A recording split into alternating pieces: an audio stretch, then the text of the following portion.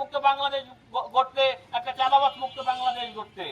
কিন্তু আমাদের এই যারা আমাদের দেশে যারা এই গুপ্তচর আছে তারা চায়নি, যদি তারা চেয়ে থাকে তাহলে তো তারা মারত না। যদি হয়ে থাকে আমাদের দেশে ফ্যাসিবাদ মুক্ত হয় তাহলে কি হবে, তাদের কোনো ইনকাম থাকবে না, তাদের সব বন্ধ হয়ে যাবে, চাটুকারিতা বন্ধ হয়ে যাবে, তারা দালালি করতে পারবে না, তাদের সব ব্যবসা প্রতিষ্ঠান বা তাদের এই অনৈতিক কর্মকাণ্ডগুলো সব বন্ধ হয়ে যাবে। হাদি ভাই চেয়েছিলেন ন্যায় এবং ইনসাফের সমাজ প্রতিষ্ঠা করার জন্য।